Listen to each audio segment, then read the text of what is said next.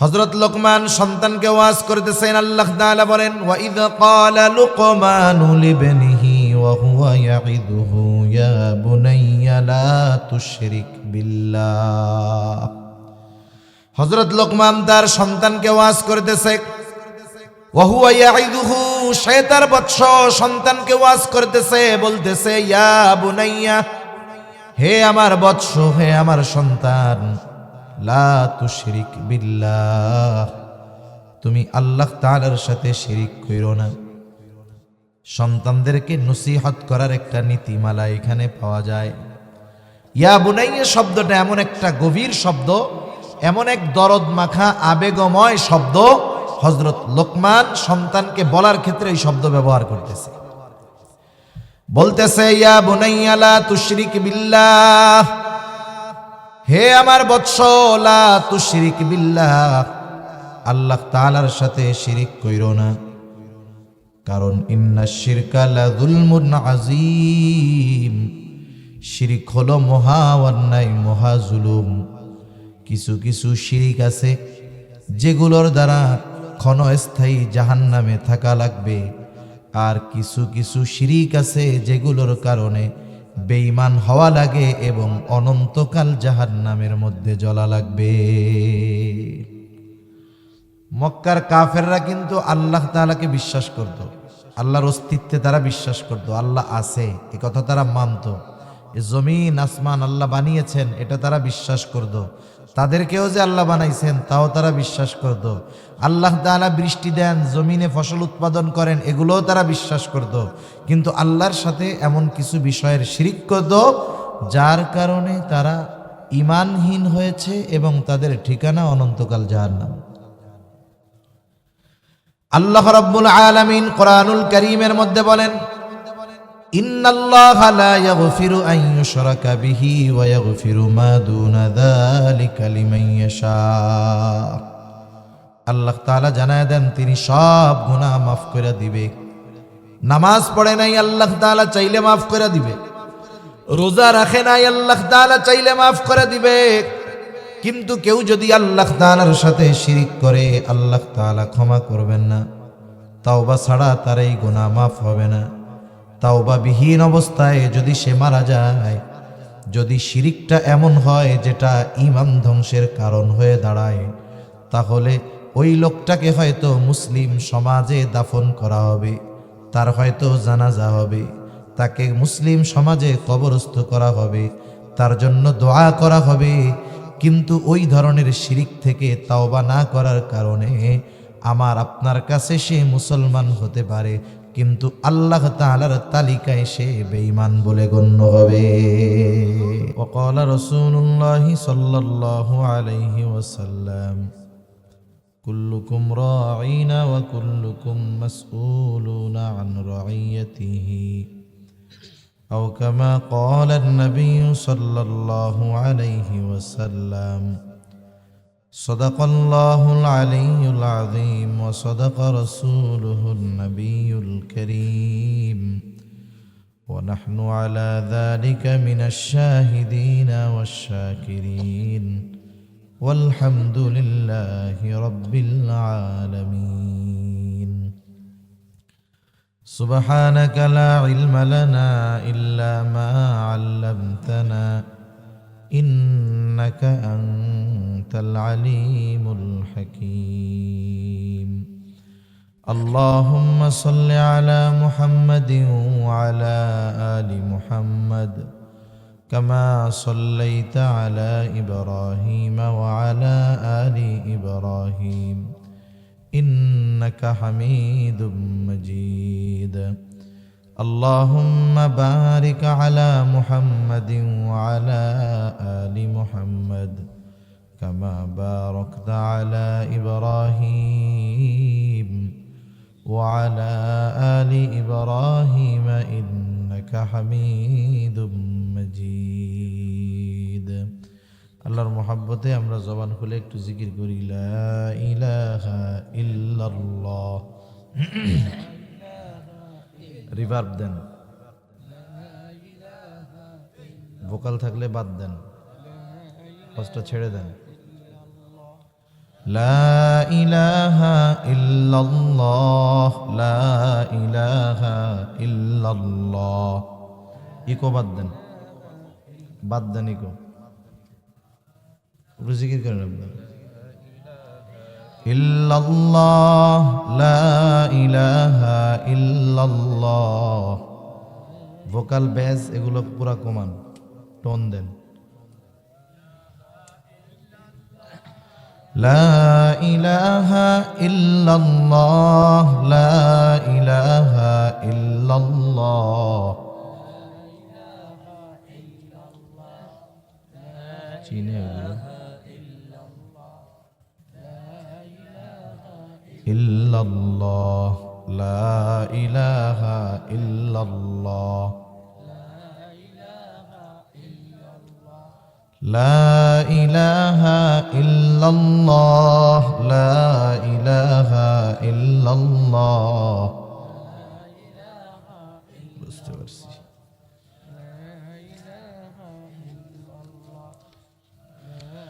লা ইলাহা ইল্লাল্লাহ মুহাম্মাদুর রাসূলুল্লাহ সাল্লাল্লাহু আলাইহি ওয়াসাল্লাম।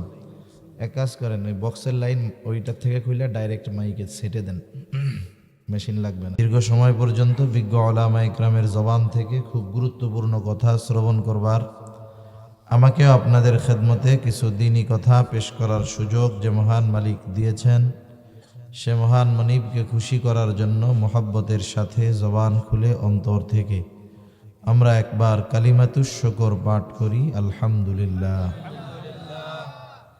অগণিত দুরুদ ও সালাম সৈয়দুল আম্বিয়া, আশরাফুল আম্বিয়া, খাতামুল আম্বিয়া, ইমামুল মুরসালিন, রহমাতুল লিল আলামিন মুহাম্মাদুর রাসূলুল্লাহ সাল্লাল্লাহু আলাইহি ওয়াসাল্লামের উপর।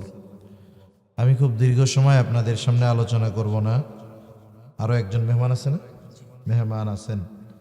আমি হয়তো অল্প কিছু সময় কিছু কথা বলবার নিয়তে পবিত্র কোরআনুল কারীমের সূরা লোকমান থেকে 2টা আয়াত তিলাওয়াত করেছি ও রাসূল আকরাম সাল্লাল্লাহু আলাইহি ওয়াসাল্লামের অগণিত হাদিস থেকে একটা হাদিসের অংশ পাঠ করেছি।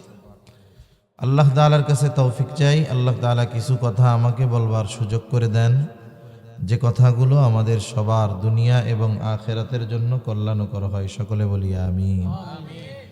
সম্মানিত উপস্থিতি, যুব সমাজের উদ্যোগে মাহফিল। আজকে যারা যুবক, আগামী দিন তারা দেশের কর্ণধার, এদের হাতেই এক সময় দেশ পরিচালিত হবে। আজকে যারা শিশু, তারাই আগামী দিনের নেতৃত্ব দিবে, তাদের হাতেই আগামী দিন দেশ পরিচালিত হবে। বাংলাদেশের সিস্টেম হইল হুজুররা ওয়াজ করতে পারবে, কিন্তু হুজুরদেরকে আমরা দেশ পরিচালনার দায়িত্ব দিব না। কারণ কি? কারণ একজন ভালো আলেম সে যদি দেশ পরিচালনার দায়িত্বে থাকে, তাইলে বলেন তো চোর চুরি করতে পারবে? কারণ তার হাত কাটা যাবে। নারী পুরুষ অবাধে মেলামেশা করতে পারবে না, কারণ যে জেনা করবে তাকে জেনার শাস্তি শরীয়তের যেই নীতিমালা আছে সেই আলোকে দেওয়া হবে। যেহেতু যুবকরা আগামী দিন নেতৃত্ব প্রদান করবে, সেহেতু শিশুকাল থেকে, ছোটকাল থেকেই তাদেরকে নেতৃত্বের গুণাবলীতে গুণান্বিত করে গড়ে তোলার দরকার। এদের ভিত্তিটা যদি দ্বীনের উপরে হয়, সঠিক শিক্ষার উপরে হয়, তাহলে আশা করা যায় এরা বড় হওয়ার পরেও, স্থান পরিবর্তন হলেও এদের অবস্থান, দর্শন, চিন্তাধারা এগুলো পরিবর্তন হবে না। সমাজে অনেক মানুষ আছে, দেখবেন পরিবেশের সাথে সাথে সেও পরিবর্তন হয়। দ্বীনি পরিবেশে যখন থাকে তখন সে ভালোই থাকে, আবার যখন বদ্দীনী পরিবেশে যায় ওর চাইতে বদ্দীন আর কেউ হয় না। এরকম হয় কি হয় না? কিন্তু একজন মানুষ সে যদি তার ভিত্তিটা দ্বীনের উপরে গড়ে ওঠে, তাহলে সে যতই মুখালেফ তথা ব্যতিক্রম পরিবেশে যাক না কেন, সে তার আদর্শ, মতাদর্শ, নীতি, নৈতিকতার উপর অটল অবিচল থাকতে পারে।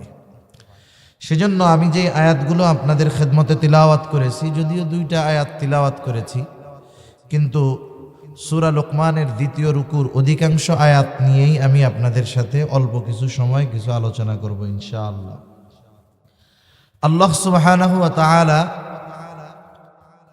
হযরত লোকমান একজন প্রসিদ্ধ ব্যক্তি ছিলেন। তিনি নবী ছিলেন না, অধিকাংশ মুফাসসিরিনে কেরাম বলেন উনি নবী ছিলেন না, তবে একজন আল্লাহর ওলি ছিলেন, প্রজ্ঞাবান জ্ঞানী একজন ব্যক্তি ছিলেন। হযরত লোকমান সন্তানদেরকে কিছু উপদেশ দিয়েছে। একটা জিনিস আমাদের মনে রাখতে হবে, কিছু শিক্ষা বাচ্চারা মানুষরা সৃষ্টিগতভাবেই অর্জন করে, কিছু জ্ঞান, যেই জ্ঞান দুনিয়ায় মা বাবারও শেখায় দেওয়া লাগে না, দুনিয়ার কোনো প্রতিষ্ঠান থেকেও শেখা লাগে না, ওই জ্ঞানটা সৃষ্টিগতভাবে আল্লাহ তাআলা তাকে শিখায় দেয়। কিছু জ্ঞান আছে যেগুলো সৃষ্টিগতভাবেও শিখে না, আবার প্রতিষ্ঠান থেকেও শিখে না, ওগুলো পরিবার মা বাবা থেকে শিখে। আবার কিছু জ্ঞান আছে যেগুলো সৃষ্টিগতভাবেও শিখে না, পরিবার থেকেও শিখে না, প্রতিষ্ঠান থেকে শেখা লাগে। এই বিষয়গুলো বলতে গেলে আমার অনেক সময় যাবে, আমি আমার মূল কথাটা বলবো আর কি, যে পারিবারিক কিছু শিক্ষা আছে, যেই শিক্ষাগুলো সন্তানকে তার অভিভাবক তার মা বাবা দিয়ে থাকে। পারিবারিক কিছু শিক্ষা হযরত লোকমান তার সন্তানকে পরিবার থেকেই কিছু গুরুত্বপূর্ণ বিষয়ের নসিহত উপদেশ দিয়েছেন।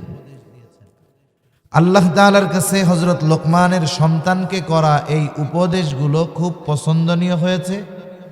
এই জন্য কোরআনুল কারীমে হযরত লোকমানের নামে একটা সূরা নাজিল করে ওই সূরার মধ্যে আল্লাহ তাআলা হযরত লোকমানের ওই উপদেশগুলোকে বর্ণনা করেছেন। সুবহানাল্লাহ।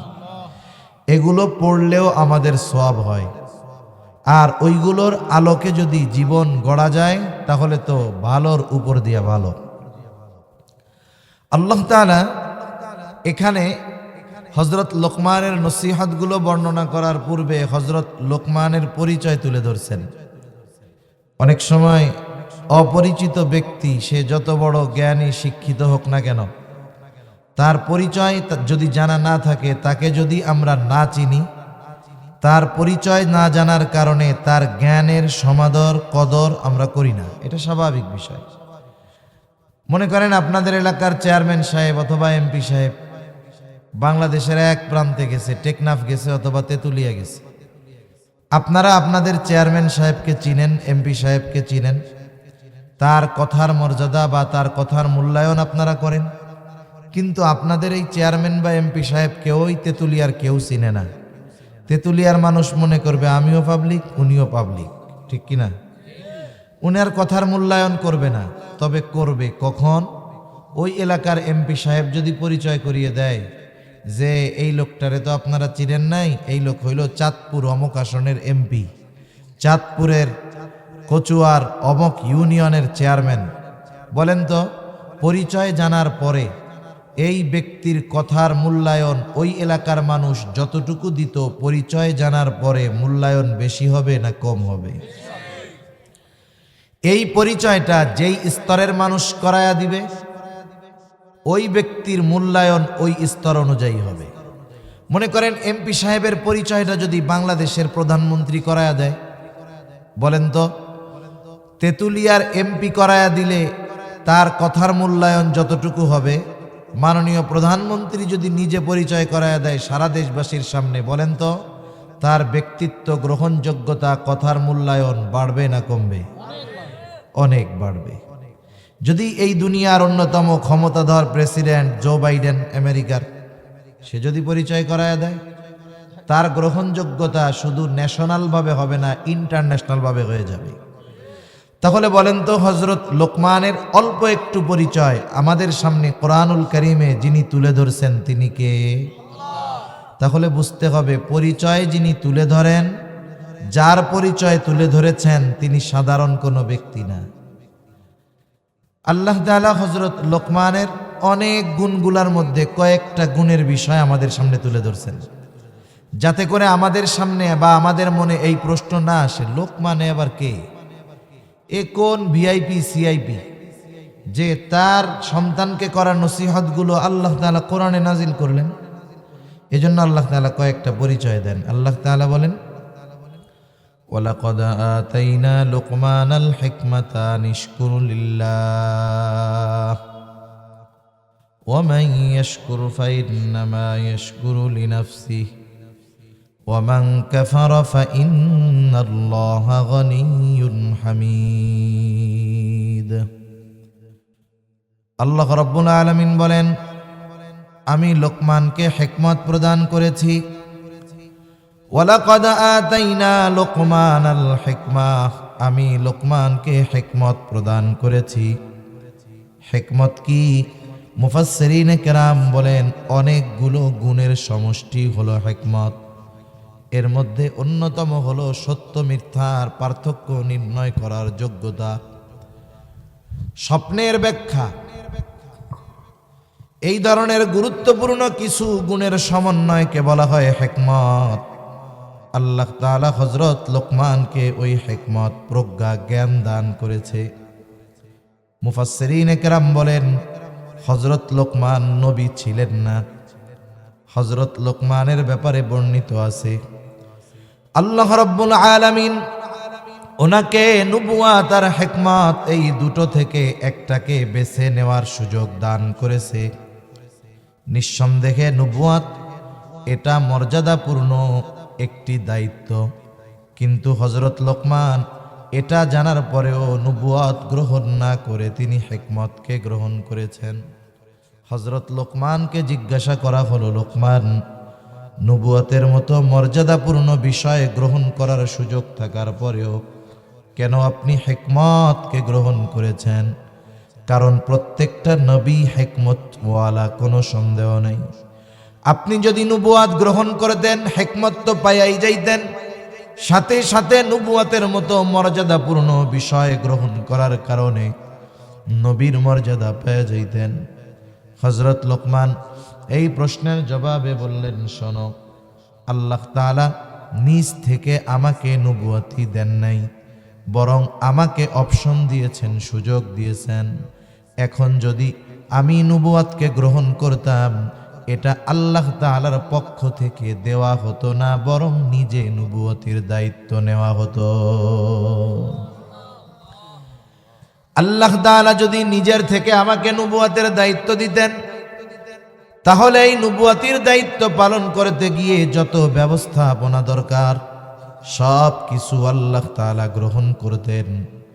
আর যদি আমি নিজের থেকে নবুয়তকে গ্রহণ করতাম, নিতাম, এই দায়িত্ব পালনে যদি কোনো ত্রুটি বিচ্যুতি হইত, কিয়ামতের দিন আল্লাহ তাআলার সামনে আমাকে জবাবদিহিতার কাঠগড়ায় দাঁড়ানো লাগতো। কারণ একটা দায়িত্ব দেওয়া আর নিজে দায়িত্ব নেওয়া দুইটা বিষয় কখনোই এক নয়। কেউ যদি কোনো দায়িত্ব আমার আপনার উপরে চাপায়া দেয়, জোর করে বলে এটা তুমি নাও, আপনি যদি বলি যে আমি তো এটা পালন করতে পারবো না, বলে আরে মিয়া আমরা আছি না, চালায়া যাও। এখন যদি ওই ব্যক্তি দায়িত্ব পালনে কোনো ত্রুটি বিচ্যুতি হয়, সে কি বলবে? আরে মিয়া আমি কি দায়িত্ব নিতে চাইছি নাকি, তোমরাই তো দিছো। কিন্তু যদি নিজের থেকে নেয় যে আমারে দেও এইটা, এই দায়িত্ব নেওয়ার পরে সে যদি ওই দায়িত্ব পালনে ব্যর্থ হয়, মানুষে কি বলবে? আরে মিয়া পারো না দায়িত্ব পালন করতে, লাফাইয়া দায়িত্ব নিতে আসছে, তাই না? হযরত লোকমান যেহেতু আল্লাহ তাআলার পক্ষ থেকে ওনাকে সুযোগ দেওয়া হয়েছে, কিন্তু সরাসরি দায়িত্ব চাপায়া দেওয়া হয় নাই, এই জন্য হযরত লোকমান তুলনামূলক সহজটাকে গ্রহণ করেছেন। হযরত লোকমান এমন এক ব্যক্তি ছিলেন যার কথার কর্মের মধ্যে প্রজ্ঞা নিহিত ছিল। হযরত লোকমান জীবনের প্রারম্ভে এমনটা ছিলেন না, তিনি জীবনের প্রারম্ভে ছাগল চড়াইতেন, রাখাল ছিলেন।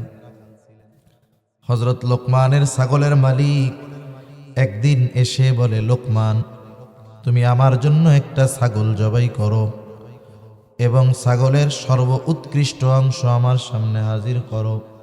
হযরত লোকমান একটা ছাগল জবাই করলেন।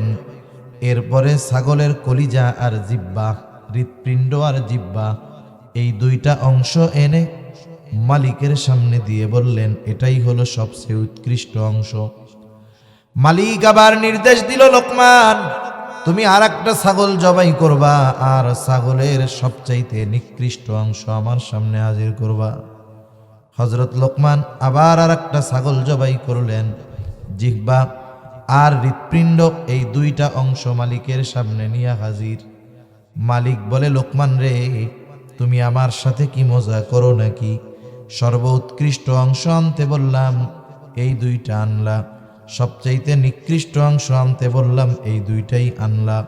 হযরত লোকমান মালিকের এই কথার জবাবে বলে, মালিক, যার জবান আর অন্তর ভালো হয়ে যায় তার সব কিছুই ভালো হয়ে যায়, আর যার এই দুইটা জিনিস খারাপ হয়ে যায় সে সবচাইতে নিকৃষ্ট হয়ে যায়। হযরত লোকমান এমন এক ব্যক্তি ছিলেন। হযরত লোকমান ছিলেন শুকরগুজার এক বান্দা। দুনিয়ার সব মানুষ পরিপূর্ণ শুকরগুজার হতে পারে না। এই হিকমত নামক নিয়ামত আমরা অনেক সময় মনে করি টাকা পয়সা ধন দৌলত, এটাই মনে হয় শুধু নিয়ামত। মাইকলা কই কি সাউন্ড এগুলা? হযরত লোকমান হিকমত নামক নিয়ামত পাইছেন। আমরা অনেক সময় মনে করি টাকা পয়সা ধন দৌলত এগুলাই মনে হয় নিয়ামত। আসলে জ্ঞান এটাও বড় এক নিয়ামত। দুনিয়ার ধন দৌলত টাকা পয়সা এই নিয়ামত মারা যাওয়ার পরে অন্যরা মালিক হয়ে যায়, কিন্তু জ্ঞান এমন এক নিয়ামত, এই জ্ঞানের উত্তরসূরি দুনিয়ার কেউ হতে পারে না। আমি আপনি ওই জ্ঞান নামক নিয়ামত যদি অর্জন করি, আমার আপনার টাকা পয়সার উত্তরাধিকার আমার আপনার সন্তান হবে, কিন্তু জ্ঞানের উত্তরাধিকারী কেউ হইতে পারে না। এটা বড় একটা নিয়ামত। আল্লাহ তাআলা বলেন যে হযরত লোকমান হিকমত নামক নিয়ামত আমি তাকে দিলাম, সে এই নিয়ামত পেয়ে অহংকারী হয় নাই। দুনিয়ায় দেখেন না, মানুষ টাকা পয়সা ছিল না, টাকা পয়সা হয়ে গেছে এখন।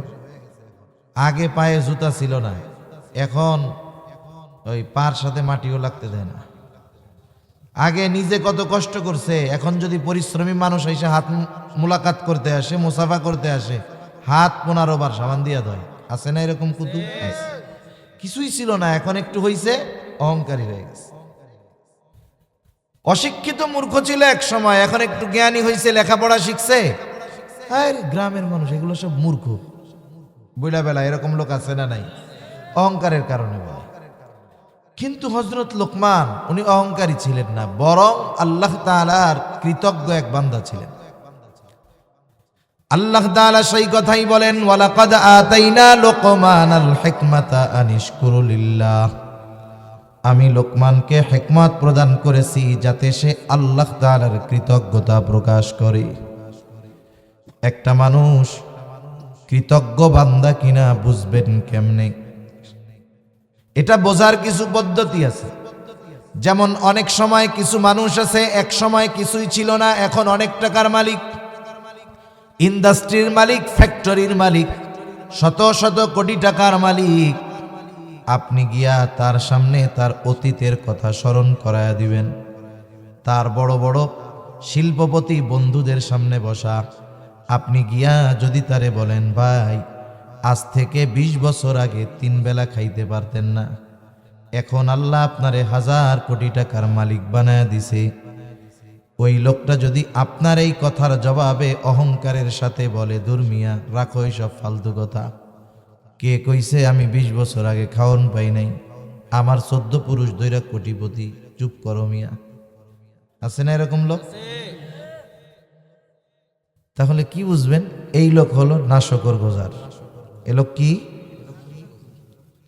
আবার অনেক মানুষ আছে, এক সময় কিছু ছিল না, এখন অনেক সম্পদওয়ালা। হাজারো মানুষের সামনে যদি আপনি তাকে তার কষ্টের অতীতের কথা স্মরণ করায়া দেন, সে অতীতকে অস্বীকার করবে না, বরং অতীতের কথা মনে করে আল্লাহর প্রতি কৃতজ্ঞতা প্রকাশ করে বলবে, ভাই, আমার এক সময় এমন অবস্থা ছিল, আমি 3 বেলা খাইতে পারতাম না, কিন্তু আল্লাহ তাআলার শুকর, আল্লাহ তাআলা আজকে আমার মাধ্যমে অনেক মানুষের খাওয়ার ব্যবস্থা করে, আলহামদুলিল্লাহ। এই লোকটা তার অতীতকে অস্বীকার করে নাই। বুঝা নিবেন, এই লোকটা হলো শুকরগুজার বান্দা। হযরত লোকমানের মধ্যে আল্লাহ তাআলা এই গুণটা পরিপূর্ণ দিছে। হযরত লোকমান যখন দুনিয়াব্যাপী প্রসিদ্ধ হয়ে গেছে, এখন তো আমাদের ওয়াজ মাহফিলের আয়োজন করা হয়, বিভিন্ন মেহমানকে দাওয়াত দেওয়া হয়, কথা বলে, কত ব্যবস্থাপনা হয়, এরপরেও আমাদের ব্যস্ততা আসতে পারি না। কিন্তু ওই জামানায় যখন চলাচলের বাহন নাই, কিচ্ছু নাই, ওই সময় দৈনিক হাজার হাজার মানুষ হযরত লোকমানের বাড়িতে আসতো হযরত লোকমানের ওয়াজ শোনার জন্য। উনি প্রতিদিন একটা নির্দিষ্ট সময় সব মানুষের সামনে ওয়াজ করতেন। বক্সের ভলিউমটা জানেন?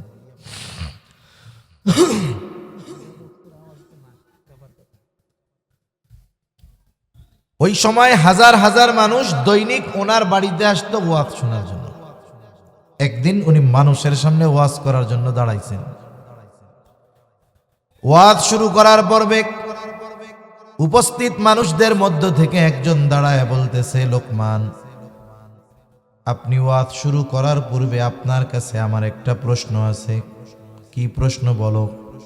সব মানুষের সামনে লোকটা প্রশ্ন করতেছে, লোকমান, আপনি কি সেই লোকমান নাকি যেই লোকমান এক সময় আমার সাথে ছাগল চড়াইতো? মানুষের সামনে, এখন তো দুনিয়াব্যাপী খ্যাতি তার, মানুষের সামনে তার ওই কষ্টের অতীতের কথা প্রশ্ন জিজ্ঞাসা করছে।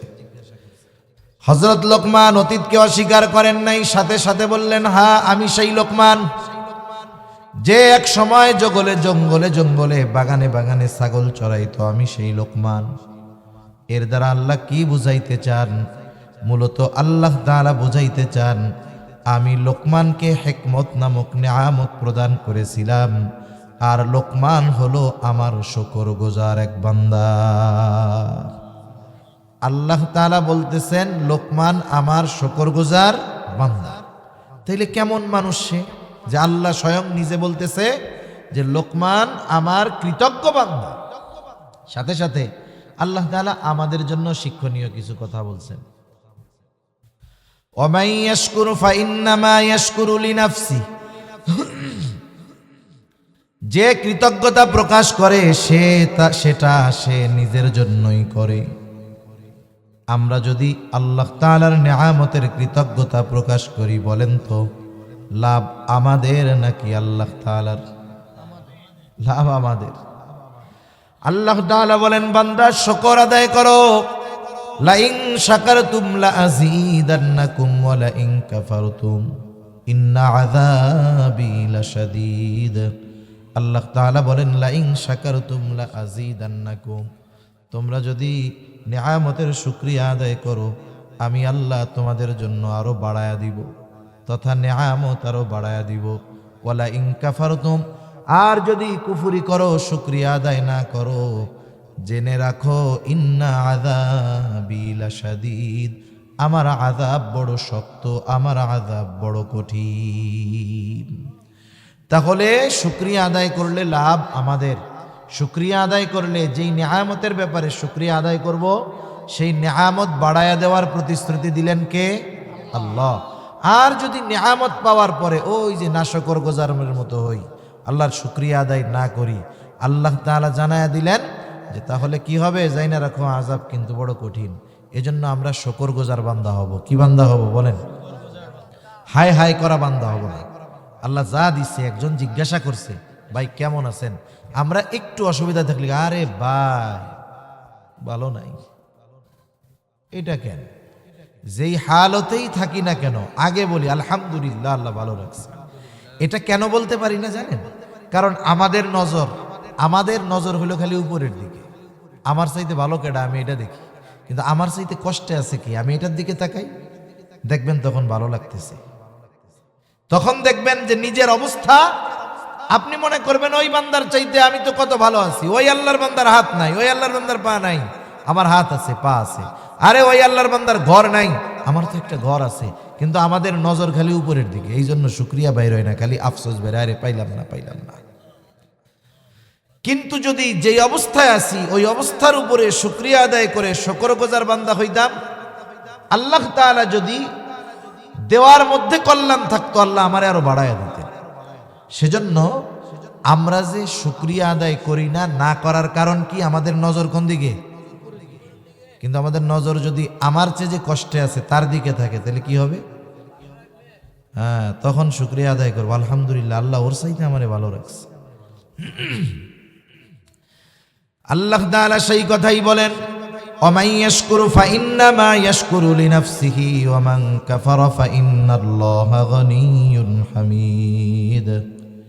সাথে সাথে জানায় দেন, আল্লাহ তাআলা বলেন, ওয়ামান কাফারা, যে আমার শুকরিয়া আদায় করে না, কুফরি করে, তারা যাই না রাখুক, ফাইন্নাল্লাহা গনিয়্যুন হামিদ, আল্লাহ তাআলা হলেন অমুখাপেক্ষী সপ্রশংসিত এক মহান সত্তা। আদায় না করলে তার কোনো লস নাই, শুকরিয়া আদায় করলে তার কোনো লাভও নাই, বরং শুকরিয়া আদায় করলে লাভ আমাদের, শুকরিয়া আদায় না করলে ক্ষতিও আমাদের। এজন্য আমরা আমাদের পরিভাষায়, মানুষ জিজ্ঞেস করে না আসসালামু আলাইকুম কেমন আছেন, আমি যদি কষ্টেও থাকি বলবো আলহামদুলিল্লাহ, আল্লাহ আমারে ভালো রাখছে। তাহলে কি হবে? আল্লাহ সুবহানাহু ওয়া তাআলা বান্দার উপরে খুশি হইয়া নিয়ামত বাড়ায়া দিবে। তা এই আয়াতটার মধ্যে মূলত আল্লাহ তাআলা যেই খবর আমাদেরকে দেন যে শোনো, লোকমান সাধারণ বান্দা না, লোকমান হলো আমার শুকরগুজার এক বান্দা। আমার এই বান্দা তার পোলাপানকে, তার বাচ্চারে কি নসিহত করছে? 4 ধরনের নসিহতের কথা এই রুকুর মধ্যে আছে।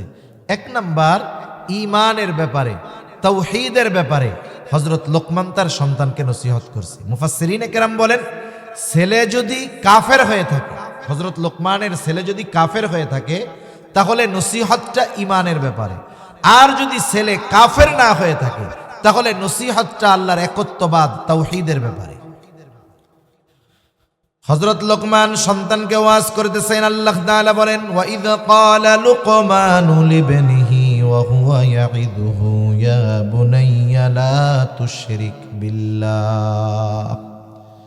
হযরত লোকমান তার সন্তানকে ওয়াজ করতেছে, ওয়া হুয়া ইয়াইদুহু, সে তার বৎস সন্তানকে ওয়াজ করতেছে, বলতেছে, ইয়া বুনাইয়া, হে আমার বৎস, হে আমার সন্তান, লা তুশরিক বিল্লাহ, তুমি আল্লাহ তাআলার সাথে শিরিক কইরো না। সন্তানদেরকে নসিহত করার একটা নীতিমালা এখানে পাওয়া যায়।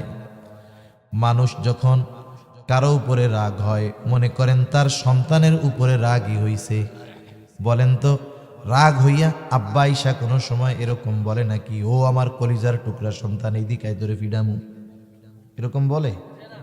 রাগ হয়ে তখন নাম ধরে ডাকে, এই আব্দুল করিম এদিকে আয়, কই গেছস? আর যখন ছেলের উপরে মায়া মোহাব্বত এগুলো থাকে, তখন বলে কি, ও আমার কলিজার টুকরা, কই রে? তার মানে নসিহতের ভাষা হইতে হবে নরম। নসিহতের ভাষা কি হবে? আমরা আমাদের সন্তানদেরকে নসিহত করি, কিন্তু নসিহতের সময় এবং পদ্ধতি ঠিক নাই। সময় এবং পদ্ধতি ঠিক না থাকার কারণে সন্তানদের উপদেশ দেয় মা বাপ, কিন্তু কাম হয় না। আমার দেখা অভিজ্ঞতা আর কি, অধিকাংশ ক্ষেত্রে মানুষ সন্তানদের উপদেশ দেয় 2 সময়। কয় সময়? 2 সময়।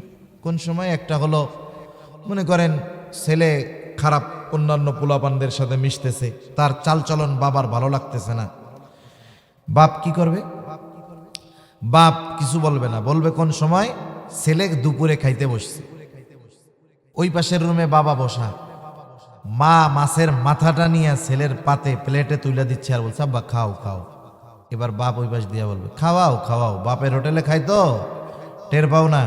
তোমার এই পোলা কি করে জানো, অমুকগুলোকে যে আড্ডা দেয়, কালকে থেকে যদি দেখি একবারে ঠ্যাং ভেঙে দিব, আমি কয়ে দিলাম। এখন বাবা যে ওই ছেলেদের সাথে মেশা অপছন্দ করে, এটা তো বোঝা গেছে। তার মানে উনি বলতে চাচ্ছে, ছেলে তুমি কিন্তু ওদের সাথে আর মিশবা না। 1 নাম্বার, খাওয়ার সময় মা বাপ সন্তানের উপদেশ দেয়। 2 নাম্বার, যখন টাকা পয়সা চায়, তখন স্কুলের বেতন, তারপরে টিউশনির যেই ফি, এটা যখন চায়, টাকা দেয় ঠিক, সাথে আবার কি বলে, নাও নাও, বাপের হোটেল তো পাইছো, বাপের ব্যাংক, যত লাগে খরচ করো। এখন বলেন তো, এই ভাষায় যদি বাপ সন্তানকে নসিহত করে, ওই সন্তান তো উঠতি বয়সের এক যুবক, উঠতি বয়সের তরুণ, এই নসিহতের দ্বারা সন্তান লাইনে আসবে না, বরং আরো লাইনচ্যুত হবে, লাইনচ্যুত হবে। তাহলে নসিহত করবেন কেমনি? মিষ্টি ভাষায় করতে হবে না। এইবার মনে করেন ছেলেটার কাম কাজ আপনার ভালো লাগে না, এখন ছেলে বাসায় আসছে, মা খানা বাইড়া দিতেছে, ওই দিন মাকে আপনি দায়িত্ব থেকে অব্যাহতি দিয়া আপনি নিজে ছেলের পাতে মাথা উঠাইয়া দেন। পোলা চিন্তা করবে, কিরে সূর্য কি আজকে পশ্চিম দিক দিয়ে উঠলো নাকি, আমার বাপ আমার প্লেটে মাছের মাথা দিচ্ছে। এইবার সুন্দর মতো খাওয়া দাওয়া চলুক, আপনি আপনার ছেলেটারে বলেন, বাজান অথবা বাবা যাই বলেন, যে খাওয়ার পরে তোমার কি আমার সাথে 10 মিনিট কথা বলার সময় হবে? বলেন তো, ছেলের যত ব্যস্ততা থাক, ও কি বাপরে বলবে যে আব্বা আমার খুব ব্যস্ততা আছে, টাইম দেওয়ার টাইম নেই? এরকম বলবে? বলবে আচ্ছা ঠিক আছে। এবার আপনি তারে নিয়ে বসেন, ড্রয়িং রুমে বসেন, আপনার বেডরুমে বসেন। এইবার 2 বাপ বেটা 2 কাপ চা খান। এইবার আপনি তাকে এমন কিছু কথা বলেন যে কথাগুলো সে জানে না, যেই অতীত তার স্মরণে নাই। আপনি একটু আবেগ দরদ নিয়ে বলেন যে সন্তান, তুমি হলে আমার প্রথম সন্তান, তোমার দ্বারা আল্লাহ তাআলা তোমার মায়ের শূন্য কোলকে ভরায় দিয়েছে।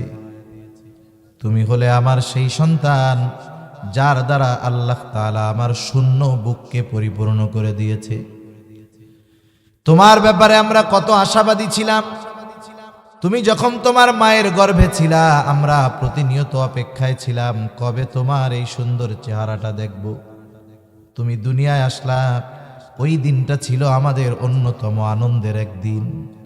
শুধু তাই না, তুমি আনন্দিত হলে আমরা আনন্দ পাইতাম, তোমার যদি কষ্ট হইতো সেই কষ্টটাও আমরা অনুভব করতাম।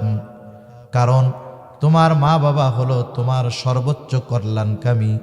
ও আমার কলিজার সন্তান, আমি তোমাকে কিছু মানুষের সাথে মিশতে দেখি, এই মানুষগুলো ভালো না, এই মানুষগুলো খারাপ। আমি বাবা তোমার কল্যাণ চাই, এই জন্য আমি আশা করি তুমি ওদের সঙ্গ ত্যাগ করে ভালো মানুষের সঙ্গ গ্রহণ করবা। আচ্ছা, আপনি যদি একটু এইরকম মায়া মোহাব্বত নিয়ে বলেন তো ছেলে বলবে না আব্বা ওদের ছাড়া আমার জীবন চলবে না, আমি ওদের ছাড়তেই পারবো না, এমনটা বলবে? বরং আপনার এই দরদ মাখা কথাগুলো তার কর্ণকুহরে ঢুকে হৃদয় পর্যন্ত পৌঁছায় যাবে। ছেলেটা চিন্তা করবে, আমার বাপরে এরকম কষ্ট দেওয়া ঠিক হবে না। এজন্য নসিহতের সময় এবং স্থান যদি ঠিক না থাকে, ওই নসিহত কোনো সময় কাজে লাগে না। হযরত লোকমান বলতেছে ইয়া বুনাইয়া, নাম ধইরা বলে নাই, বলতেছে হে আমার বৎস। আরবি কিছু শব্দ আছে যেই শব্দের শাব্দিক অর্থ লেখা যায়, পড়া যায়, দেখা যায়, কিন্তু এই শব্দের সারমর্ম অনুধাবন করার জন্য একটা হৃদয় দরকার হয়। কিছু শব্দ আছে এই শব্দের গভীরতা বোঝার জন্য হৃদয়ের দরকার, মনের দরকার। ইয়া বুনাইয়া শব্দটা এমন একটা গভীর শব্দ, এমন এক দরদ মাখা আবেগময় শব্দ, হযরত লোকমান সন্তানকে বলার ক্ষেত্রে এই শব্দ ব্যবহার করতেছে। বলতেছে ইয়া বুনাইয়া লা তুশরিক বিল্লাহ, হে আমার বৎস, লা তুশরিক বিল্লাহ, আল্লাহ তাআলার সাথে শিরিক কইরো না। কারণ ইন্নাশ শিরকা লা যুলমুন আযীম, শিরিক হলো মহা অন্যায়, মহা জুলুম। কিছু কিছু শিরিক আছে যেগুলোর দ্বারা ক্ষণস্থায়ী জাহান্নামে থাকা লাগবে, আর কিছু কিছু শিরিক আছে যেগুলোর কারণে বেঈমান হওয়া লাগে এবং অনন্তকাল জাহান্নামের মধ্যে জ্বলা লাগবে। মক্কার কাফেররা কিন্তু আল্লাহ তাআলাকে বিশ্বাস করত, আল্লাহর অস্তিত্বে তারা বিশ্বাস করত, আল্লাহ আছে এ কথা তারা মানত, জমিন আসমান আল্লাহ বানিয়েছেন এটা তারা বিশ্বাস করত, তাদেরকেও যে আল্লাহ বানাইছেন তাও তারা বিশ্বাস করত, আল্লাহ তাআলা বৃষ্টি দেন, জমিনে ফসল উৎপাদন করেন, এগুলোও তারা বিশ্বাস করত। কিন্তু আল্লাহর সাথে এমন কিছু বিষয়ের শিরিক করত যার কারণে তারা ঈমানহীন হয়েছে এবং তাদের ঠিকানা অনন্তকাল জাহান্নাম। আল্লাহ রাব্বুল আলামিন কোরআনুল কারীমের মধ্যে বলেন, ইন্নাল্লাহা লা ইয়াগফিরু আন ইউশরাকা বিহি ওয়া ইয়াগফিরু মা দুনা যালিকা লিমান ইয়াশা। আল্লাহ তাআলা জানায় দেন তিনি সব গুনাহ মাফ করে দিবে। নামাজ পড়ে নাই, আল্লাহ তাআলা চাইলে মাফ করে দিবে। রোজা রাখে নাই, আল্লাহ তাআলা চাইলে মাফ করে দিবে। কিন্তু কেউ যদি আল্লাহ তাআলার সাথে শিরিক করে আল্লাহ তাআলা ক্ষমা করবেন না। তাওবা ছাড়া তার এই গুনাহ মাফ হবে না। তাওবা বিহীন অবস্থায় যদি সে মারা যায়, যদি শিরিকটা এমন হয় যেটা ঈমান ধ্বংসের কারণ হয়ে দাঁড়ায়, তাহলে ওই লোকটাকে হয়তো মুসলিম সমাজে দাফন করা হবে, তার হয়তো জানাজা হবে, তাকে মুসলিম সমাজে কবরস্থ করা হবে, তার জন্য দোয়া করা হবে। কিন্তু ওই ধরনের শিরিক থেকে তাওবা না করার কারণে আমার আপনার কাছে সে মুসলমান হতে পারে, কিন্তু আল্লাহ তাআলার তালিকায় সে বেঈমান বলে গণ্য হবে। এজন্য এই বিষয়গুলো আমরা খেয়াল রাখবো। আমরা বুঝি না, দুনিয়ার কিছু বিষয় আছে যেগুলো আল্লাহ তাআলা ছাড়া কেউ দিতে পারেন না। দুনিয়ার কারো দেওয়ার ক্ষমতা আল্লাহ দেন নাই। কিছু বিষয় আছে আল্লাহ দেওয়ার ক্ষমতা দিছে। যেমন মনে করেন, আমি যদি একজনের কাছে বলি ভাই আমার এক গ্লাস পানি দাও, এটা তো আর শিরিক হবে না। এটা আল্লাহ তারে দেওয়ার, মানুষকে একে অপরকে দেওয়ার ক্ষমতা আল্লাহ দিছে। কিন্তু কিছু বিষয় আছে এগুলো দুনিয়ার কোনো মানুষকে আল্লাহ তাআলা এই ক্ষমতা দেন নাই। আমাদের দেশে অনেকের বাচ্চা কাচ্চা হয় না, বিবাহ করছে, ট্রিটমেন্ট করাইছে, বাচ্চা কাচ্চা হয় না, এখন চিন্তা করে মাজারে গিয়া মাজারওয়ালার কাছে চাই। এরকম আছে না অনেকে? কত আছে মাজারে গিয়া মাথা ঢুকাই ফেলতেছে, আমার একটা পোলা দেন। আরে বেটা বিয়া করছিস তুই, বউ তোর, ওই মাজারের ওই ব্যক্তি তোরে পোলাপান দিবে কেমনি? সন্তান দেয় কে? আল্লাহ তাআলা দেয়। এটা শুধুমাত্র আল্লাহর কাছেই চাইতে হবে। আল্লাহ তাআলা বলেন, ইয়াহাবু লিমান ইয়াশাউ ইনাসান ওয়া ইয়াহাবু লিমান ইয়াশাউ যুকুর আও ইউযাউযুহুম যুকরানান ওয়া ইনাসা ওয়া ইয়াজআলু মান ইয়াশাউ আকীমা। আল্লাহ তাআলা যাকে চান তাকে ছেলে দেন, যাকে চান তাকে মেয়ে দেন, যাকে চান ছেলে মেয়ে উভয়টা তাকে দান করেন, আবার যাকে চান আল্লাহ তাআলা কোনোটাই দেন না। বিষয়গুলো বলতে গেলে অন্যদিকে কথা চলে যাবে।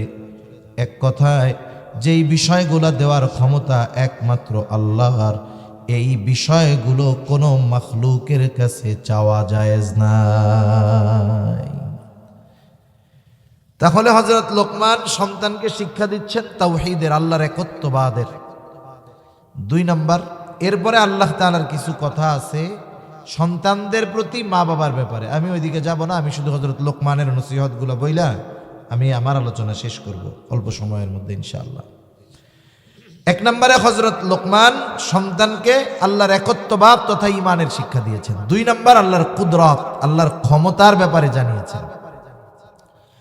হযরত লোকমান সন্তানকে বলতেছে, ইয়া বুনাইয়া ইন্নাহা ইন তাকু মিসকালা হাববাতিন মিন খারদালিন ফাতাকুন ফি সখরা আও ফিস সামাওয়াতি আও ফিল আরদি ইয়াতি বিহাল্লাহ ইন্নাল্লাহা লাতীফুন খাবীর। হযরত লোকমান তার সন্তানকে বলে, হে আমার বৎস, তোমার আমলটা সেটা নেক আমল হোক আর বদ আমল হোক, ইয়া বুনাইয়া, হে আমার সন্তান, ইন্নাহা, এই হা দ্বারা উদ্দেশ্য হলো আমল, হতে পারে নেক আমল, হতে পারে বদ আমল। তাহলে হযরত লোকমান বলতেছে, ও আমার সন্তান, তোমার আমলটা যদি সরিষা দানা পরিমাণ হয়, ইন তাকু মিসকালা হাববাতিন মিন খারদাল ফাতাকুন ফি সখরা আও ফিস সামাওয়াতি আও ফিল আরদ, ওই সরিষা দানা পরিমাণ আমলটা তুমি যদি কোনো পাথরের মধ্যেও করো, আসমানেও করো, জমিনেও করো, ইয়াতি বিহাল্লাহ, তোমার ওই সরিষা দানা পরিমাণ আমলটা যিনি হাজির করবেন তিনি কে? এই আয়াতের তাফসিরে হযরত আনাস রাদিয়াল্লাহু তাআলা আনহু থেকে একটা হাদিস আসছে। নবীজি সাল্লাল্লাহু আলাইহি ওয়াসাল্লাম বলেন, যদি কেউ এমন কোনো পাথরের মধ্যে গিয়ে কোনো আমল করে, কেমন পাথর? যেই পাথরের দরজাও নাই, জানালাও নাই। এখন বলেন তো, যেই পাথরের দরজাও নাই, জানালাও নাই, ওই পাথরের মধ্যে যাওয়ার কোনো সুযোগ আছে? এটা তো অসম্ভব। নবী বলতেছেন, এই অসম্ভবকে যদি কেউ সম্ভব করে, দরজা জানালা বিহীন ওই পাথরের মধ্যে গিয়েও যদি কোনো আমল করে, ওই আমলটা যদি সরিষা দানা পরিমাণও হয়, কিয়ামতের দিন ওই আমলটা হাজির করবেন কে? আল্লাহ। শুধু হাজির করবেন তা না, প্রত্যেকের আমল অনুযায়ী আল্লাহ বিচারও করবে। আল্লাহ তাআলা বলেন, ওয়ানাদাউল মাওয়াজিনাল কিসতা লিয়াউমিল কিয়ামাতি ফালা তুযলামু নাফসুন শাইআ ওয়া ইন কানা মিসকালা হাববাতিন মিন খারদালিন আতাইনা বিহা ওয়া কাফা বিনা হাসিবিন। আল্লাহ তাআলা বলেন, আমি কিয়ামতের দিন ন্যায় বিচারের আদালত প্রতিষ্ঠা করব। দুনিয়ার বিচারালয় হলো এমন যেখানে ন্যায় বিচারের চাইতে অবিচার বেশি, কিন্তু আল্লাহ বলেন আমার বিচারালয় এমন এক বিচারালয়, ফালা তুযলামু নাফসুন শাইআ, যেখানে কারো প্রতি ন্যূনতম জুলুম করা হবে না, অবিচার করা হবে না। আল্লাহ বলেন, ওয়া ইন কানা মিসকালা হাববাতিন মিন খারদালিন, কেউ যদি দুনিয়ায় সরিষা দানা পরিমাণ কোনো আমল করে, আতাইনা বিহা, ওইটা সহকারে আমি আল্লাহ তাকে হাজির করব। শুধু হাজির করব তা নয়, তার ওই আমলের হিসাবও নেওয়া হবে। আল্লাহ তাআলা বলেন, কাফা বিনা হাসিবিন, হিসাব নেওয়ার জন্য আল্লাহ তাআলাই যথেষ্ট। আপনি যদি শিশুকাল থেকে আপনার ছোট বাচ্চার অন্তরে এই কথাগুলো ঢুকায়া দিতে পারেন, তাহলে ওই বাচ্চা বড় হওয়ার পরেও এই কথাগুলোর প্রভাব তার থেকে যাবে। আরবিতে একটা কথা আছে, কুল্লু শাইইন ইয়ারজিউ ইলা আসলিহি, প্রত্যেকটা জিনিস তার মূলের দিকে ফিরে আসে। কেন কথা বলার দরকার শুনেন, বর্তমানের শিক্ষা ব্যবস্থার হালত কি জানেন আপনারা? আমাদের প্রাইমারি হাই স্কুলে কি শেখানো হইতেছে জানেন? হ্যাঁ, কি শিখাইতেছে? শুধু রান্না শিখায় না, আরে মিয়া জেনা কেমনে করতে হবে এটারও শিক্ষা দিচ্ছে। এগুলোর শিক্ষা দিচ্ছে, কিন্তু কিছু বিষয় আছে সরাসরি তো দেওয়া যায় না, কৌশলে আস্তে আস্তে আস্তে আস্তে ডাইভার্ট করা হচ্ছে এগুলোর দিকে। আস্তে আস্তে এগুলো বারবার পড়তে পড়তে মন মস্তিষ্ক মগজে যখন বসে যাবে, এরপরে ওই কর্ম সে শুরু করবে। একটা মানুষ যে কোনো কর্ম করার আগে তার মাইন্ড সাপোর্ট দরকার হয়। মাইন্ড সাপোর্ট আসে কখন? সে যখন ওই বিষয়টা বারবার দেখে, বারবার পড়ে, বারবার দেখে, বারবার পড়ে, তখন সে ওইটার প্রতি আগ্রহী হয়। শয়তান ওইটার প্রতি তাকে আকৃষ্ট করে এবং গুনার দিকে তাকে ধাবিত করে। সেজন্য শিক্ষা বড় এক জিনিস। যাদের শিক্ষাটা দিনহীন শিক্ষা হয়, এটার প্রভাব পরবর্তী সময়ে পড়তে থাকে। যাদের প্রাথমিক শিক্ষা, শিশুকালের শিক্ষা দিনই শিক্ষা হয়, এর প্রভাব পরবর্তীতে কাজে লাগে। শিশুরা হলো কাদার মতো। আমরা আগে দেখছি, আপনাদের এলাকায় তো থাকার কথা, আগে মানুষ মাটির পাতিলে ভাত রান্না করত, মাটির পাত্রে খানা খাইত, মাটির কলস ব্যবহার করা হইতো। এই মাটির তৈজসপত্র যারা বানাইতো তাদেরকে আপনাদের এলাকায় কি বলে? কুমার। কুমার কুমার কি এটা অনেক মেশিন টেশিন দিয়ে বানাইতো নাকি? না না, বড় একটা চাকা ছিল, মাটিটাকে প্রসেস করার পরে, নরম করার পরে এইবার ওইটার উপরে মাটির চাকটা রাখতো। কুমার তার হাতের নৈপুণ্যতায় মাটিটাকে বিভিন্ন রূপ দিয়ে কত সুন্দর সুন্দর গ্লাস, জগ, প্লেট, বাটি এগুলা বানায়। বলেন তো, এই কুমার যত পারদর্শী হোক না কেন, যত অভিজ্ঞ হোক না কেন, মাটিটা যদি একটু শক্ত হয়ে যায়, তার এক্সপিরিয়েন্স, তার অভিজ্ঞতা কোনো কাজে লাগবে? শিশুদের বিষয়টা এরকম। সে যখন ছোট, সে যখন বাচ্চা, আপনি ওর দিলের মধ্যে যেই কথাগুলো গেঁথে দিবেন, এগুলো তার মৃত্যু পর্যন্ত দুনিয়ার জমিনে কাজে লাগবে। শিশুকালের শিক্ষা পাথরে খোদাই করার মতো। শিশুকালের শিক্ষা পাথরে খোদাই করার মতো। পাথরে খোদাই করা লেখা আমরা পাই। প্রত্নতত্ত্ববিদ যারা, তারা বলে এটা এত লক্ষ বছর আগের, এত হাজার বছর আগের। সুস্পষ্টভাবে তাদের ওই শিল্পকর্মগুলো আমরা দেখতে পাই, পাথরের উপরে খোদাই করেছে। শিশুকালে যেই শিক্ষাগুলো আমরা শিশুদের দিব, এটা তাদের মন মস্তিষ্ক মগজ এর মধ্যে বসে যায়। এজন্য ইসলাম বিদ্বেষীরা শিশুদের প্রাথমিক শিক্ষা দিনহীন শিক্ষা করার প্রচেষ্টা এরা চালায়। আর সচেতন অভিভাবক হিসাবে আমাদের দায়িত্ব হলো আমাদের সন্তানদের সামনে এই বিষয়গুলো বারবার আলোচনা করা, আল্লাহর পরিচয়ের শিক্ষা দেওয়া, তাদেরকে বোঝানো যে বাবা তুমি মিথ্যা যদি বলো আমি আব্বু জানবো না, কিন্তু তোমার এই মিথ্যার খবর জানবে কে? আল্লাহ। তুমি যদি কোনো অন্যায় করো আমি জানবো না, কিন্তু জানবে আল্লাহ। এই যে শিশুকাল থেকে এই বিশ্বাসের উপরে যদি তাকে বড় করা হয়, সে যখন বড় হবে এই বিশ্বাস তার মধ্যে দৃঢ় হবে। আপনার চোখের অন্তরালে গিয়েও সে পাপ করার ক্ষেত্রে 100 বার ভাববে যে আমার বাবা হয়তো দেখতেছে না, কিন্তু আল্লাহ তো দেখতেছে।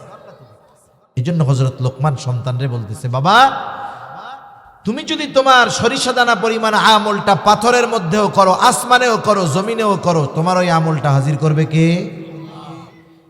কারণ আল্লাহ হলেন লতীফুন খবীর, সব খবর আল্লাহ তাআলার কাছে আছে, তিনি সূক্ষ্মদর্শী। এরপরে হযরত লোকমান ঈমান আকীদা এই দুই বিষয় ঠিক করার পর ইবাদতের ব্যাপারে নসিহত করেছেন। কারণ কারো ঈমান আকীদা যদি ঠিক না থাকে, বলেন তো যত ইবাদত করুক না কেন কোনো কাজে লাগবে নাকি? কোনো কাজে লাগবে না। হযরত লোকমান সন্তানকে ঈমান আকীদার ব্যাপারে শিক্ষা দিয়ে এইবার ইবাদতের কথা বলতেছে। ইয়া বুনাইয়া আকিমিস সালাতা ওয়া'মুর বিল মা'রুফি ওয়ানহা আনিল মুনকার ওয়াসবির আলা মা আসাবাকা ইন্না যালিকা মিন আজমিল উমুর। একটা মানুষের ব্যক্তিগত জীবনে প্রত্যেকটা মানুষের আমল দুই ধরনের হয়। একটা হলো ব্যক্তিগত ইবাদত, আর একটা হলো সমষ্টিগত সামাজিক ইবাদত। ব্যক্তিগত যেই ইবাদত সেটা হলো নামাজ। হযরত লোকমান সন্তানকে প্রথমেই বলতেছে, ইয়া বুনাইয়া আকিমিস সালাহ, হে আমার বৎস তুমি নামাজ কায়েম করো। নামাজ হলো এমন এক ইবাদত, সন্তানেরকে নামাজের জন্য আদেশ করা এটা অভিভাবকের দায়িত্ব। আবু দাউদের হাদিস, নবীজি সাল্লাল্লাহু আলাইহি ওয়াসাল্লাম বলেন, তোমরা তোমাদের সন্তানদের 7 বছর বয়সে নামাজের আদেশ দাও, যখন 10 বছর বয়স হবে নামাজের জন্য প্রহার করো, আর তোমাদের থেকে বিছানাটা আলাদা করে দাও। 7 বছরে নামাজের আদেশ, 10 বছরে নামাজ না পড়লে পিটানি, সাথে সাথে বিছানা পৃথক করে দিতে হবে। এখন 7 বছরে আপনি যদি নামাজের আদেশ দিতে চান, আদেশ দেওয়ার আগে যেই বিষয়ে আদেশ দিবেন সেই বিষয়ে শেখানোর দরকার আছে না? তার মানে নামাজ শিখাইতে হবে আরো আগের থেকে। কিভাবে শিখাবেন? শিশুদেরকে জোর করে কোনো কিছু শেখানো যায় না। ছোট মানুষ, এরা অনুকরণ প্রিয়। আপনি যেটা করবেন ও সেটা করবে। অনেক সময় বাবা যেটা করে সন্তান ওইটারে ভালো মনে করে সে অনুকরণ করে। যখন কেউ বাসায় নামাজে দাঁড়ায়, দেখবেন তার বাসায় যদি ছোট বাচ্চা থাকে, নাতিপোতা থাকে, ওই ছোট ছোট মানুষগুলাও বাবার সাথে, দাদার সাথে, নানার সাথে নামাজে দাঁড়ায় কি দাঁড়ায় না? দাঁড়ায়। সেজন্য আমাদের উচিত নফল সুন্নাত ইবাদতগুলো ঘরে করা, যদি বাচ্চা থাকে আরো গুরুত্ব সহকারে করা। কেন?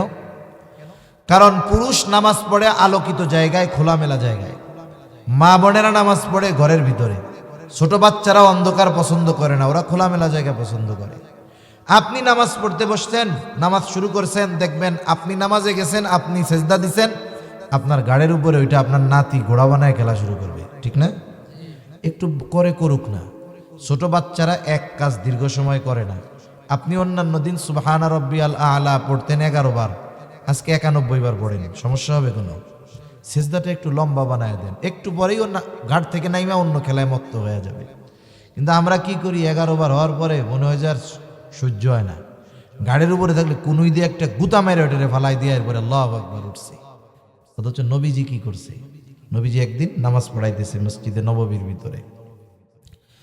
রাসূলুল্লাহ সাল্লাল্লাহু আলাইহি ওয়াসাল্লাম নামাজের ইমামতি করতেছে।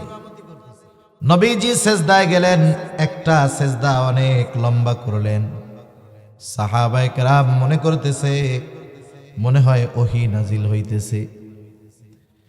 রাসূলুল্লাহ সাল্লাল্লাহু আলাইহি ওয়াসাল্লাম নামাজ শেষ করে সাহাবায়ে কেরামের দিকে ঘুরে বসলেন, কিন্তু কিছুই তিনি বলেন না। ওহী নাজিল হওয়ার পরপর নবীজি উপস্থিত সাহাবাদের সামনে তিলাওয়াত করতেন। যে এই ওহী নাজিল হলো। কাতেবে ওহী তথা ওহী লেখার দায়িত্বে যারা ছিল, নবীজি বলতেন এইটাকে ওই সূরার ওই জায়গায় জোড়ায় দাও। কিন্তু নবীজি তো কিছু বলেন না। একজন প্রশ্ন করে, ইয়া রাসূলুল্লাহ, ওই রাকাতের ওই সিজদাটা আপনি কেন এত দেরি করলেন, লম্বা করলেন? কোনো ওহী নাজিল হয়েছিল কিনা? নবীজি বলেন, না, ওহী নাজিল হয় নাই। আমি যখন সেজদায় গিয়েছি, সেজদায় নবীজির মেহরাব আর নবীজির হুজরা একেবারে পাশাপাশি ছিল। বাসার থেকে এক কদম দিয়েই নামাজের মুসল্লায় নবীজি দাঁড়াইতে পারতেন। নবীজি বলেন, আমি যখন সেজদায় গেলাম, আমার নাতি হুসাইন রাদিয়াল্লাহু তাআলা আমার ঘাড়ের উপরে উঠা খেলা শুরু করে দিয়েছে। আমি চাইলাম না তার খেলার মজা নষ্ট করে দেখ, আমি চাইলাম সে তৃপ্ত হোক। সে যখন খেলা শেষ করে আমার ঘাড় থেকে নামলো, এরপরে আমি সেজদা থেকে মাথা উঠাইলাম। চিন্তা কইরা দেখেন, আমাদের এলাকার ইমাম সাহেব যদি সুবহানা রব্বিয়াল আলা 11 বারের জায়গায় ওনার পোলা ঘাড়ের উপরে উঠা লাফাইতেছে, উনি 31 বার পড়ছে, পিছন থেকে প্রথমে সব ঠান্ডা আর কাশি আর যক্ষা রোগী হয়ে যাইত। কাশি শুরু হয়ে যায়, ওঠে না, যার কাশ নাই সেও জোর করে। এখন মনে করেন ওঠে না, আর একজন পিছন থেকে উঠা দেখতো ইমাম সাহেব তো নড়ে চড়ে না। মনে মনে চিন্তা করতো যে হায় রে, মোবাইলে ফেসবুকে দেখি যে অমুক এলাকায় অমুক সেজদার মধ্যে মরে গেছে, তাহলে আমাদের ইমাম সাহেবও মনে হয় এই ফজিলত অর্জন করছে। এখন মাথা উঠায় যদি দেখতো যে ইমাম সাহেব সেজদায় ওনার পোলা ঘাড়ের উপরে ওইটা খেলতেছে, এই জন্য ইমাম সাহেব সেজদা থেকে উঠে না, তাহলে কি কইতো জানেন? ও মিয়ারা উঠো উঠো, দেখো কি কাম হইতেছে। ইমাম সাহেবরে কইতো কি, আপনি এখনই গাঠি নিয়ে বাড়ি যান, বাকি নামাজ আমরা নিজেরাই পড়ে নিব। নেই, এমন ইমামের দরকার নেই। কারণ এদেশে মসজিদের চাকরি হওয়া কঠিন, যাওয়া খুব সহজ। চাকরি হওয়া কঠিন কিন্তু যাওয়া খুব সহজ। কোনো টাইম টেবল নেই, কোনো ইমাম জানে না যে ফজর পড়াইলাম জোহর পড়াইতে পারবো কিনা। মালাকুল মাউত টাইম দিতে পারে, কিন্তু মসজিদের ইমামদের অনেক কমিটি টাইম দেয় না, অবস্থা এরকম আর কি। তাই একটু চিন্তা করে দেখেন, নবীজি ইমামতি করতেছে, ওই সময় ওনার নাতি ঘাড়ের উপরে উঠছে, উনি সেজদারে লম্বা বানায়। সেজন্য বাসায় যখন নামাজ পড়বো যদি একটু ওইটা খেলাধুলা করে সুযোগ দেন, অসুবিধা নাই তো।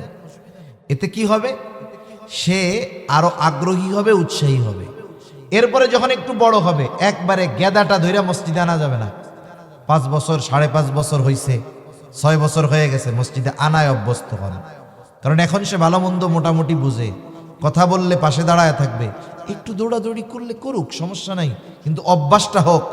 আপনি আমি যদি, অনেকে বুঝে না, অনেকে কি করে জানেননি, অনেকে প্রভাবশালী কিছু লোক থাকে, ছোট বাচ্চা আসছে মসজিদে, একটু চিল্লাচিল্লি করছে, ধমক দিয়া বাইর করে দেয়। এমন এক ধমক দেয় যে ওই বাচ্চা এক ধমকের ভয়ে আর জীবনে মসজিদেই যাইতে চায় না। আছে না এরকম? আপনার আমার ধমকে মসজিদ থেকে বাইর হবে কেন? এই কাজগুলো আমরা করব না, বরং মসজিদে আসছে, মসজিদ কমিটি কিছু চকলেট কিনে রাখেন, ভালো ভালো আসছে এই জন্য উপহার দেন, তাহলে ও আশায় অভ্যস্ত হবে। এক সময় চকলেট পাওয়ার লোভে আসবে, ওই বাচ্চাটা বড় হইলে আল্লাহকে পাওয়ার জন্য মসজিদে আসবে, ঠিক কিনা বলেন? সেজন্য এগুলো পরিবর্তন দরকার আমাদের। এই পরিবর্তনগুলো আমাদের সমাজে নাই, এজন্য আমাদের আগামী প্রজন্ম মসজিদমুখী হইতেছে না।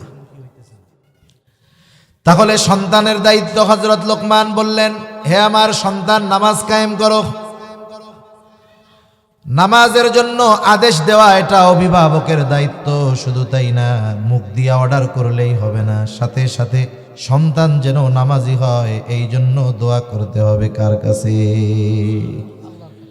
আল্লাহ তাআলা দোয়া শিখায়া দিছে, রব্বি জাআলনি মুকিমাস সালাতি ওয়া মিন যুররিয়াতি রব্বানা ওয়া তাকাব্বাল দুআ।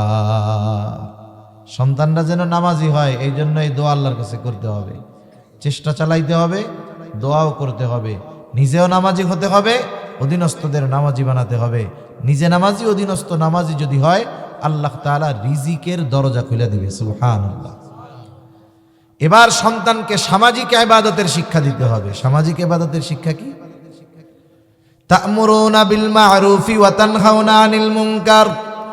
ওয়া'মুর বিল মা'রুফি ওয়ানহা আনিল মুনকার। হে আমার বৎস, ভালো কাজের আদেশ করো, অসৎ কাজের নিষেধ করো। ভালো কাজের আদেশ, অসৎ কাজের নিষেধ করতে গেলে বিপদ আপদ আছে না নাই? সন্তানকে শিখান ওয়াসবির আলা মা আসাবাক। ও আমার সন্তান, ভালো কাজ করতে গেলে বাধা আসতে পারে, বিপদ আসতে পারে। এই ভালো কাজ করতে গিয়ে যদি বিপদ আপদ আসে, ওয়াসবির আলা মা আসাবাক, তুমি ওই মুসিবতের উপরে সবর করো, তুমি ধৈর্য ধারণ করো।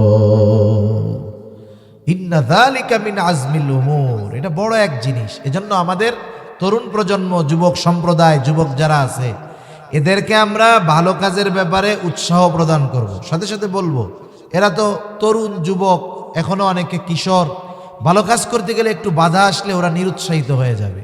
আমরা তখন বুঝায় বলবো যে দেখো, ভালো কাজ করতে গেলে বাধা আসবে। তুমি যে ভালো কাজ করতেছো, বাধা যে আসতেছে, এটা হয়তো কবুলিয়াতের এক আলামত। এজন্য বাধা আসলে একটু সবর করো, ইস্তেকামাতের উপরে থাকো, আল্লাহ তাআলা উত্তম বিনিময় দিবে। সেজন্য আমরা আমাদের সন্তানদের ইবাদতের শিক্ষা দিব, সাথে সাথে সামাজিক কর্মকাণ্ড করার, ভালো কাজ সামাজিকভাবে করার শিক্ষা দিব। এর দ্বারা উদ্দেশ্য কি? ভালো কাজের আদেশ, অসৎ কাজের নিষেধ মানে কি? তোমরা সমাজে ভালোর পক্ষে থাকবা, ভালো প্রতিষ্ঠার পক্ষে থাকবা, মন্দের বিপক্ষে থাকবা, মন্দ বিষয়ে বন্ধ করার জন্য সর্বোচ্চ সামর্থ্য তোমরা সেখানে ঢেলে দিবা। ঠিক কিনা বলেন? এভাবে সন্তানদের গড়ে তুলতে হবে। 4 নাম্বার, সামাজিকতার শিক্ষা। মানুষের সাথে আচার আচরণ কেমন হবে? হযরতকে নিয়ে আসতে পারেন, আমি শেষ করে দেব। সামাজিকতার শিক্ষা, মানুষের সাথে আচার আচরণ কেমন হবে? হযরত লোকমান সন্তানকে বলতেছে, হে আমার বৎস, হে আমার সন্তান, আসবির আলা মা সাহাবাকা ইন্না যালিকা মিন আজমিল উমুর ওয়ালা তুসাইর খাদ্দাকা লিন্নাস ওয়ালা তামশি ফিল আরদি মারহা ইন্নাল্লাহা লা ইউহিব্বু কুল্লা মুখতালিন ফাখুর। হযরত লোকমান বলতেছে, সন্তান, তুমি কখনো মানুষের দিক থেকে মুখ ফিরায়া কথা বলবা না। মুফাসসিরিনে কেরাম বলেন, এর দ্বারা উদ্দেশ্য হলো মানুষের সাথে অহংকার করে কোনো কথা বলবা না, আবার জমিনের মধ্যে দর্পভরে চলবা না। ওয়ালা তামশি ফিল আরদি মারহা, জোরে জোরে পা ফালায়া, বুক ফুলায়া জমিনে চলবা না। আল্লাহ তাআলা বলেন, ওয়ালা তামশি ফিল আরদি মারহা ইন্নাকা লান তাখরিকাল আরদা ওয়া লান তাবলুগাল জিবালা তুলা। আল্লাহ তাআলা বলেন, জমিনে দর্পভরে চইল না, তুমি তোমার পা দিয়া জমিনকে ফাটায় ফেলতে পারবা না। বুক উঁচা কইরা চইল না, কারণ তুমি উচ্চতায় কখনো পাহাড় সম হতে পারবা না। অহংকার কইর না, জমিনে দর্পভরে চইল না। এরপরে ইন্নাল্লাহা লা ইউহিব্বু কুল্লা মুখতালিন ফাখুর, নিশ্চয় আল্লাহ তাআলা মুখতাল আর ফাখুরকে ভালোবাসেন না। মুখতালকে আর ফাখুরকে। মুখতাল হলো যে একাকী নিজেকে বড় মনে করে, নিজের বড় মনে করে, বলে আমি বড় আলেম, আমি বড় আবেদ, আমি বড় জ্ঞানী, আমি বড় শিক্ষিত, আমি বড় দানশীল, নিজে বড় ভাবে, এলো মুখতাল। আর ফাখুর হলো কে? যে আর একজনকে ছোট মনে করে নিজেরে বড় মনে করে। এই বেটা, ওইটা কি আলেম রে, ওর চাইতে আমি বড় আলেম। ও কি ইবাদত করে বেটা, আমি দাওয়াবি নেশরাক কিছুই ছাড়ি না, নফল রোজা কিছুই ছাড়ি না, ও তো নামাজ রোজাই করে না। এই কামটা হলো শয়তানের। কার? শয়তানের। আল্লাহ বলছে কি যে তুমি একটু আদমরে সিজদা করো। সে বলে না, সিজদা করব না। করে নাই। কেন করে নাই? কারণ জিজ্ঞাসা করছে আল্লাহ। অহংকার তো করছে। কি বলছে কারণ? ক্বালা আনা খায়রুম মিন, আমি ওর চাইতে। ও বলে নাই যে আমি ভালো, বলছে কি ওর চাইতে আমি ভালো। আদমকে ছোট মনে করছে, নিজের বড় মনে করছে। আনা খায়রুম মিন, আমি ওর চাইতে ভালো। খলাকতানি মিন নার ওয়া খলাকতাহু মিন তিন, আপনি তারে বানাইছেন মাটি দিয়া, আমারে বানাইছেন আগুন দিয়া।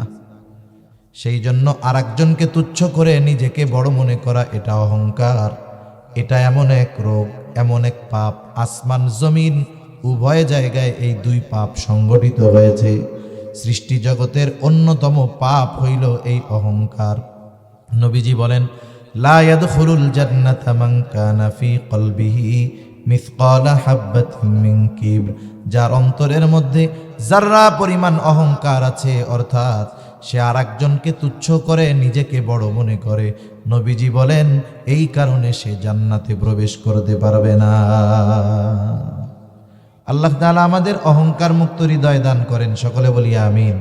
এজন্য ধনী অভিভাবক তার সন্তানদের শিখাবে যে এই বেটা তোর গাড়ি আছে তাতে কি, তুই রিক্সাওয়ালারে ছোট মনে করবি না, অন্যদেরকে তুচ্ছ জ্ঞান করবা না, তোমার বিল্ডিং আছে আর একজনের কাঁচা ঘর, তুমি ওই বাড়ির মালিককে তুচ্ছ করবা না।